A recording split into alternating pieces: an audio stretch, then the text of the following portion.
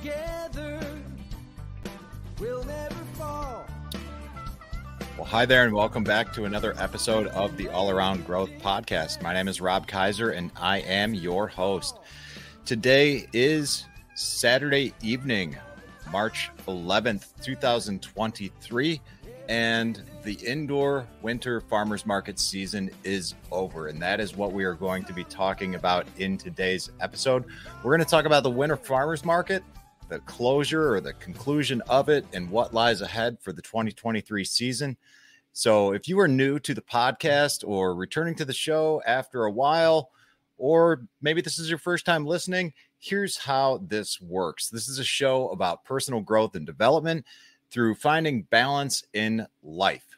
And like I've said in past episodes, and I'll say it again, I am of the opinion that we cannot fully grow and develop our full potential as human beings unless we live a balanced life in several different areas of our life. And accordingly, what we do with these discussions is we look at life and kind of compartmentalize it, for lack of a better term, taking an in-depth look at each area of life in each episode. We rotate through different topics, and those topics routinely are just like I said, a cycling series of shows on financial, physical, personal development, family, spiritual, social, and career. Generally talk about them in that order. For example, last week's episode was a topic in the social arena that was titled From Boomers to Zoomers, a discussion on different communication styles between generations. The week prior was an episode on the spiritual side of things titled Finding My Religion. The week prior to that was an episode on family titled The Brass Tacks on Family. So you get the gist. And today is an episode on career. And seeing as my career now is working here at, my career now is being self-employed, in all honesty. But the reality of my self-employment is that I am heavily involved in the family business. And the family business is York Meadow Farm. And what we do at York Meadow Farm is we create handcrafted batches of probiotic rich fermented foods and natural bath and body products. This is something that mom and dad has been doing for quite some time. And you can learn more about York Meadow Farm at yorkmeadowfarm.com. You can order online. I would definitely encourage you to do so. They are one of two sponsors of the show. So check it out at yorkmeadowfarm.com. All the bath and body products are made with natural oils, plant butters, and natural herbs and spices. Just botanicals in there, nothing but good stuff. And the fermented foods are paleo friendly, keto friendly. Just about everything is also vegan with the exception of the kimchi, but that is changing because some people have requested a vegan kimchi, and some of those who participate in a Lenten diet are not actively eating fish as well. So during Great Lent, it seemed like an appropriate time to experiment with a vegan kimchi. And maybe I will talk about that at some point in the future. But basically, the long and short of it is instead of using fish sauce, we decided to use a blend of tamari and seaweed called kombu or kelp. So anyways, rich in probiotics, the fermented foods are awesome. Eat a proper human diet. Just do it. So check it out, yorkmeadowfarm.com, and learn all about what we do and learn about who farms with us. And that's Cody Gray. Cody manages the market garden up there. I've done an interview with Cody in the past on the show. You can learn more about Cody there too. And while we're talking about show sponsors, I would also like to mention Food Forest Farms, who makes the show possible in the way that it takes place now, which is live streaming on Facebook, live streaming on YouTube, Twitch, Twitter, and all the places. So if it wasn't for the help of Food Forest Farms, we wouldn't be doing this the way that we are doing this now.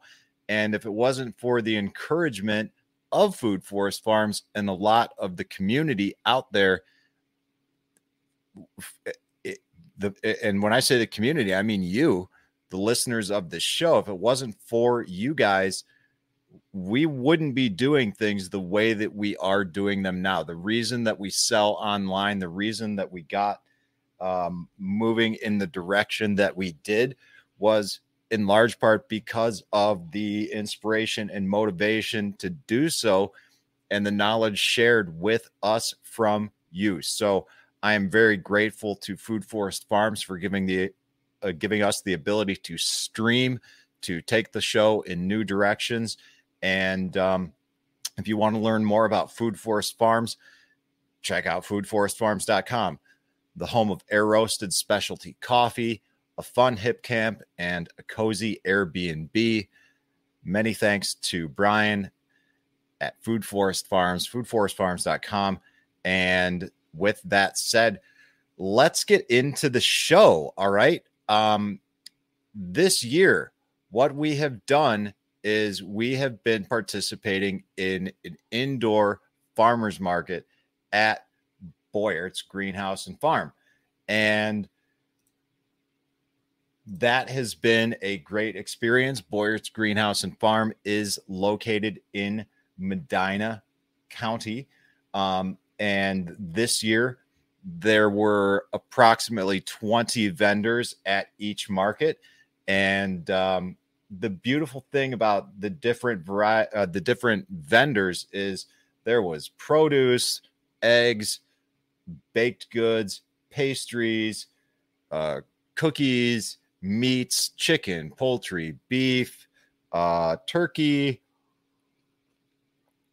pasture raised, all good stuff from a lot of good people.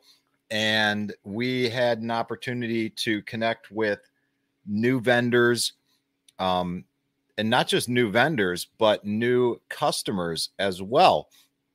And honestly, we went into this market not really knowing what to expect, not really having too many expectations at all, since it is the wintertime. But the reality is the market exceeded our expectations. We had some great sales, and it was a fantastic experience. I am deeply grateful for the invitation to participate at Boyert's Market. I am incredibly I've been there before. I've been to Boyert's Greenhouse and Farm. I'm somewhat familiar with the operation there, but I was very impressed with how they coordinated the events, how they coordinated with the vendors, and I was very impressed with the turnout of the customers that showed up. It seemed like a win-win-win for everybody. Customers got the experience of a farmer's market in the wintertime.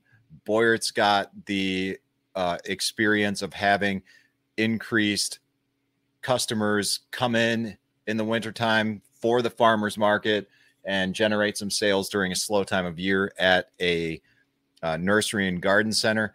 And vendors had an opportunity to sell product at a slow time of year when there's generally not many farmers markets taking place. There were a total of 6 farmers markets, and we participated in 5 of them. We missed the first one on account of a death in the family, and we attended a funeral on that very first Saturday, the 14th of January, but we were there for the 28th of January, the 11th, 25th of February, and ultimately the 11th of March. So actually it was 5 markets. We were present for 4 of them, and we were blown away by the turnout. We were just blown away by everything. Quite frankly, the very first market on January 28th was the best market we've ever had in our history of doing farmers markets. So yeah, needless to say, our expectations were exceeded. That was the best market we've ever had to date. It was the best market of the winter season, followed only by today's market. Today was exceptional as the market season drew to a close. There was just a flurry of activity. It was awesome, and just a lot of gratitude from all the vendors, a lot of gratitude from the Boyert family to all of the vendors for helping them, just generate more business, and a lot of gratitude from the customers to all of us for being there to provide them with fresh produce, locally made goods, all sorts of stuff during the colder months when generally these things aren't taking place. So yes, it is definitely sad to say goodbye to the cozy environment of these indoor markets, which were taking place in their greenhouses, their heated greenhouses at Boyert's. But there is plenty to look forward to in terms of what's coming up this season in terms of farmers markets, plural. So as spring comes, and we're talking about spring coming just around the corner. We have events that are coming up in early May is when they begin, and we will be we'll be at a couple different places this year, and where we will be first and foremost is going to be the Medina Farmers Market. Okay, so we will be at the Medina Square Farmers Market, where we have been for quite some time. Mom and Dad first started attending this farmers market in 2011, if I'm not mistaken, maybe 2012. But either way, they've been there for about 10 years. And I've worked those markets on and off with them over the years. More often than not, I would help them set up. I would come home. I would do some work here. I'd go up there, help them break down. Sometimes I'd stick around, help them sell during the market. Sometimes I would not. It really kind of depended on the nature of the situation. But, a little bit about this market. The market in Medina started in 2005 under the guidance of the Medina County Commissioner. And ultimately in 2007, there were, several markets that came under the management of the Ohio State University Extension Office in downtown Medina. And at that time, the number of vendors and the types of products that were available increased at the market. And in 2010, the Medina County Main Street Medina took over the management of the market, and basically grew the market into what it is today. And the year after Main Street Medina took over management of the market, that is when York Meadow Farm got involved in the market. So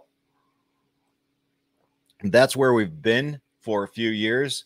There was a period of time where there was some uncertainty about the Medina Square Farmers Market. We ended up experimenting with another market for a couple of seasons. And this was all during COVID times when things got really strange. And but ultimately, it worked out for the best because Medina now supports 2 different farmers markets.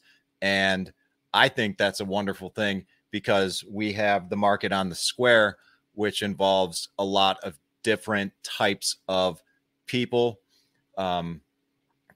People who are selling spaghetti sauces, people who are selling hot sauces, breads, soaps, all kinds of things. And then the farmers market of Medina County is almost exclusively produce. And there's some other things there like kettle corn and knife sharpening and stuff like that. There's a lot of same things at each market. But the reality is this town in Medina, which has approximately 50,000 people in Northeast Ohio, Medina County, has the ability to support 2 different farmers markets, and combined there are at peak season about 70 different vendors. And the beauty of it is that these 2 markets in Medina are maybe a 6-7 minute drive from each other. So you can have the best of both worlds if you're a customer and you live in or around the Medina area. You don't have to pick one or the other. You can attend both. And honestly, when not everyone, but people ask about the reason why there's 2 different markets, I love to encourage attendance at both markets, because why not support everyone doing everything? Because sometimes you can't find everything that you want at the single market. So, but luckily you can find everything you want and need at both. And if you play your cards right and time it right, then you can get to both markets due to their proximity within one another. So that is very nice. And as far as besides the Medina Square Market, where we're going to be experimenting with a couple of new markets. But first of all, before I talk about the new markets, what I'd like to talk about is the Tremont Farmers Market. So we first went to the Tremont Farmers Market, which is up in Cleveland, last year for the last 3 markets of the season. And as it turns out, we had a very good experience up there. We were received very well by the community in Tremont. And, much like many other farmers markets, there are a bunch of producers. Cody was the one that actually encouraged us to check out the Tremont Farmers Market. Cody is a vendor at the Tremont Farmers Market as well. Cody is also a vendor at the Farmers Market of Medina County. And,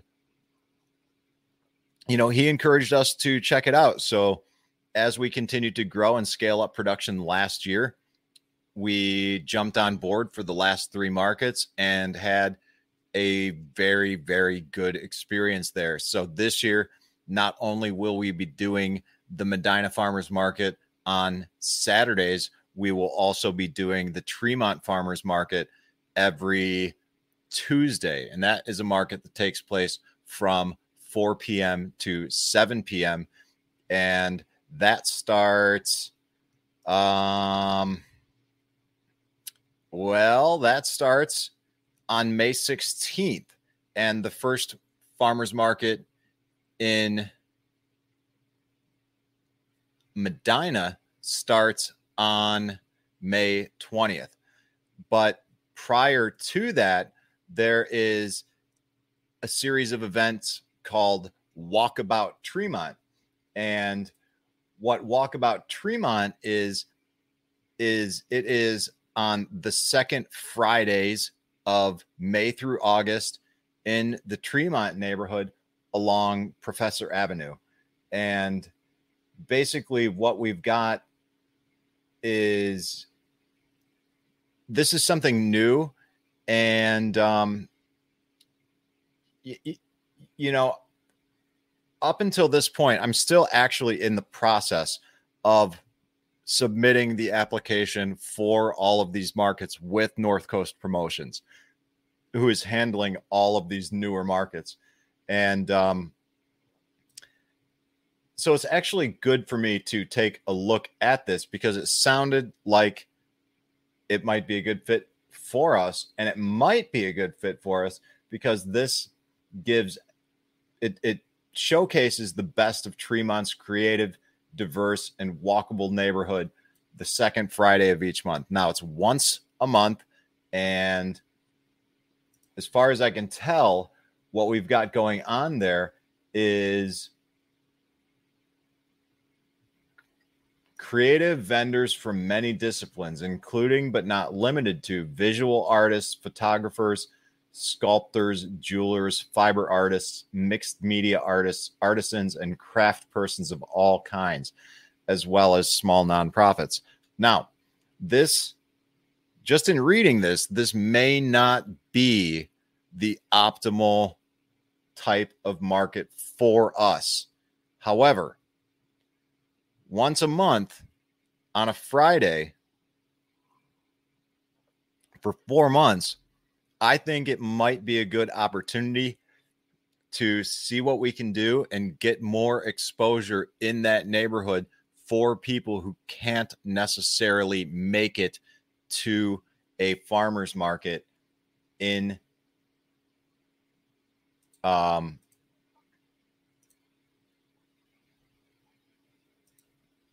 on a Tuesday afternoon.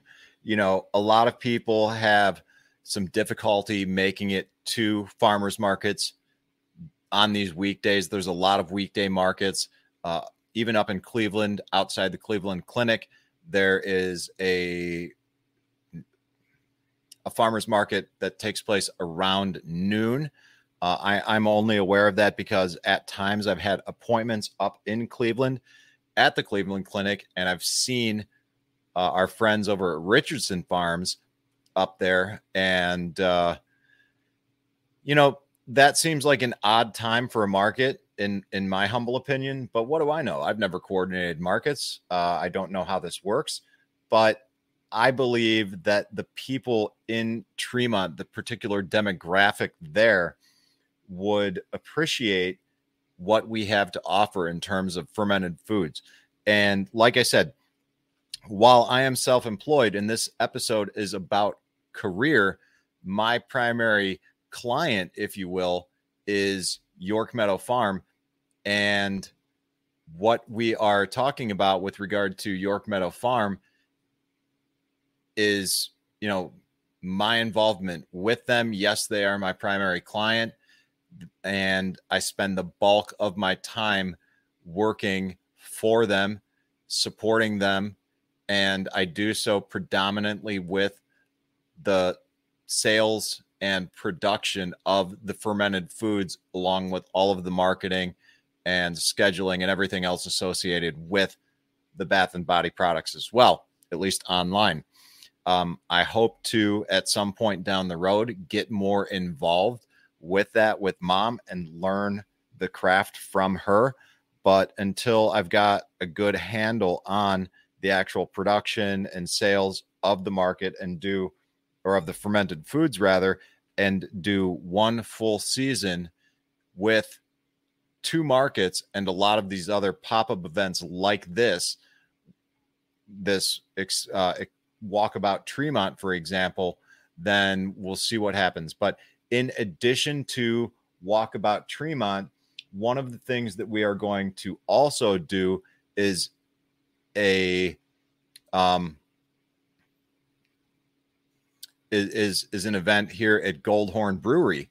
We're going to do an Oktoberfest here at Goldhorn Brewery.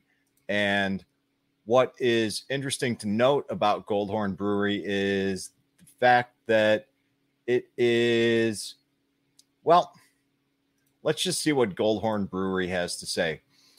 It's located in St. Clair's Superior's Hub 55 complex, named for the famed mountain goat of Slovenian folklore, in homage to our neighborhood roots. Goldhorn Brewery began operations in July 2016, and with a robust rotating draft list, hearty feel-good food, and private event spaces, they aim to be a community staple for visitors and residents alike. So what the deal is, there is an Oktoberfest in October. Like, what a novel idea, right? And what's interesting about the Oktoberfest is that many of these Oktoberfests locally are in September. This one is not. It's in October 21st. And again, this is going to be a good opportunity for us to just get more exposure in areas where we've never been and doing things that we've never done with people who may not be aware of what we have to offer. So, a lot of times Oktoberfest, sauerkraut, the two go hand in hand. And we're going to go ahead and give this a try and see what we can't do up in that neighborhood. Now, in addition to the farmers market on the square in Medina, the Tremont Farmers Market in Tremont, Walkabout Tremont on every second Friday, this event in October, we are also going to experiment with the Pinecrest Farmers Market on the last 3 seasons of the month. And Pinecrest is a farmers market on Wednesday. And so the last those last 3 months or those last 3 weeks of August are going to be somewhat hectic. We're going to have a market on Tuesday. We're going to have a market on Wednesday, and then we're going to have a market on Saturday. And I have done 3 markets in a week before. And my friends, I will tell you, it makes for a long week. However, we are trying to grow. We are trying to expand and get the word out there about who we are and what we do. And the only way to do it is to hustle, hustle, hustle. So, there's a larger event that also is taking place in Cleveland, the traditional Cleveland Oktoberfest and Craft Market. That takes place over 2 weekends. And that, while that sounded interesting, this particular event at Goldhorn Brewery seems a little bit more up our alley because it's a one-time event. And, we discussed the other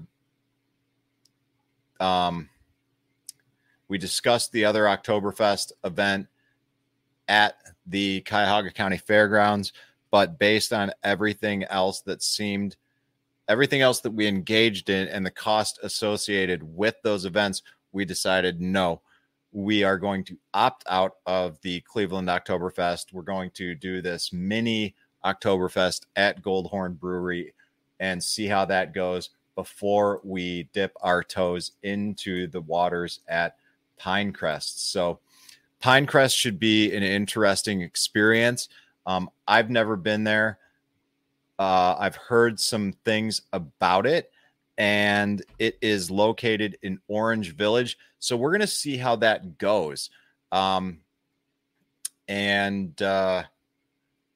hopefully during those 3 months, not only will we be able to meet the demands of customers at that time, but hopefully we will all be able to maintain our sanity with trying to keep up with everything that is required of someone who is participating in 3 markets. And that someone is not only me. I will be participating in 2 of these markets solo, and certainly working with my parents on Saturday at the Medina Square Farmers Market.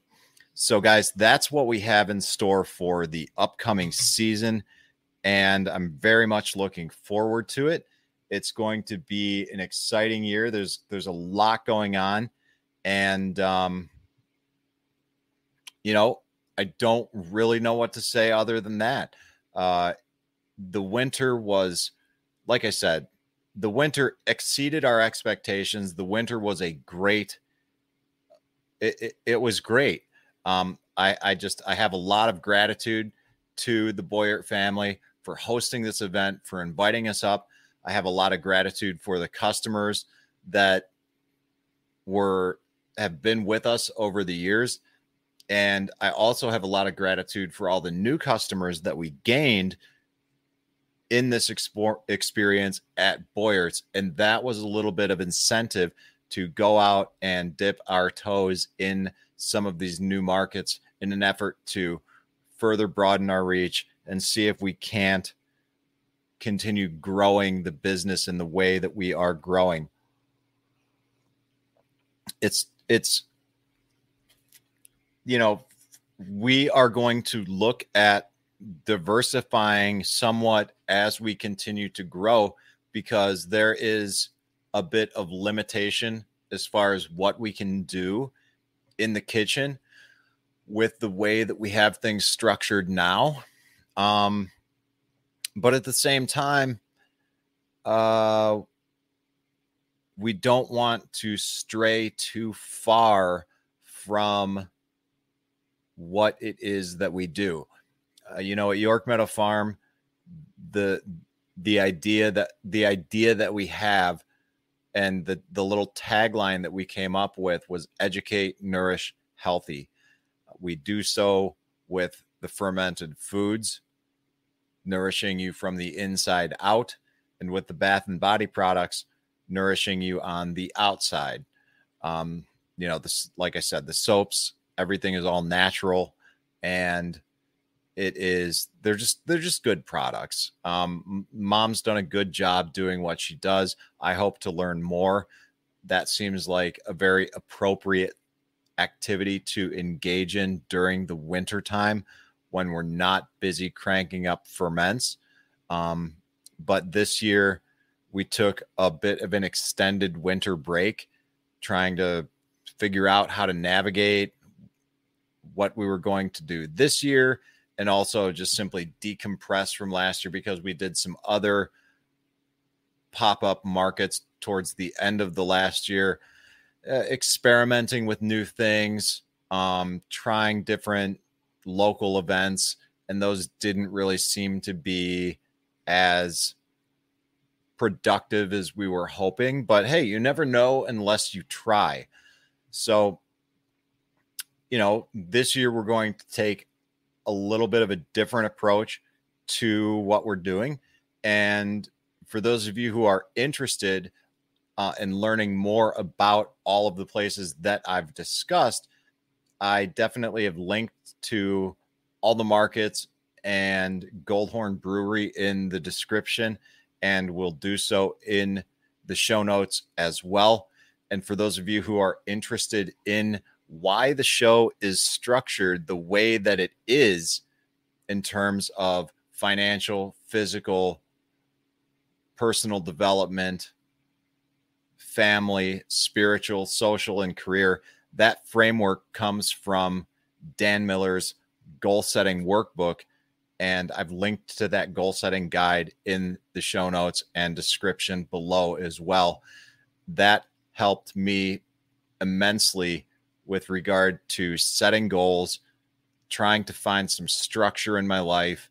And I linked to it because it's a free download. I would definitely encourage you to check it out and see what it can do for you.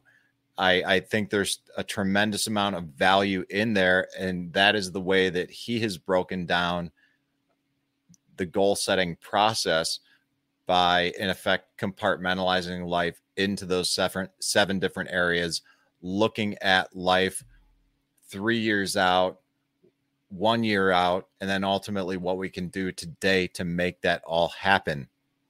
And it was that goal setting workbook that got me talking about goals in the show in the first place. And ultimately I decided to simply utilize that format for the show moving forward. And with that said, like I said, today's show is going to be on or was on career. And a lot of the ideas of the show and the show topics come from the Telegram group. They sometimes come from social media. But quite frankly, I'm terrible with social media. I'm terrible with the promotion of this show. My focus is on the farm and trying to grow that. And it's less so on the podcast, but this is a passion project of mine and I will continue to do it. It's changed considerably over the years and it will likely change some more as time goes on. It may, and we'll talk about that more as time goes on. We'll talk about the change to the show as time goes on. I've alluded to it in the past. It may not be the historic aspect of the show, may not remain on podcast players in the way that it currently is. However, moving forward, all shows will be live streamed at the very least on YouTube. And as long as the support remains from Food Forest Farms, we will continue to stream on all these other platforms like Twitter, like Twitch, Facebook, and all of these other things. So again, many thanks to Food Forest Farms for the support and the ability to bring the podcast in new formats to new people out there on these various platforms. So again, foodforestfarms.com. Check it out if you are interested in, specialty roasted coffee. And if you're out in the Pacific Northwest and want to check out a cool hip camp and a fun Airbnb, then, check it out as well. Foodforestfarms.com. Check us out, yorkmeadowfarm.com. And with that said, we're going to return to we rotate through these topics. Next week's episode will it will be on a financial topic, and the actual topic has yet to be decided, but I'm thinking it might be something along the lines of fear involving financial security when starting something new. Because oftentimes when we start something new, what needs to happen is a lot of the money that we make goes back into the business. Our personal income decreases. We have to make some significant changes in our life to accommodate the changes in our life. And that can be a scary proposition for a lot of people. And I think fear is one of the big things that prevents a lot of people from moving forward with the dreams that they have. It certainly did with me for quite some time. And maybe I will talk about that and how I address those fears in order to move forward with what I'm currently doing now. So with that, guys, I think that is going to wrap it up for today. And, I appreciate you tuning in. I look forward to catching you next week. And as always, this is Rob Kaiser, and thank you. In a world of pain, what can I do? The needs are many, and answers a few. People turn away, and I wonder why. If I can help somebody, then I want to try. People may think that it's odd that I believe in friendship and love. And truth is always the best way to the world that may seem odd. I'm an odd fellow. I'm an odd fellow. Whoa, whoa. I'm an odd fellow. If we stand together, we'll never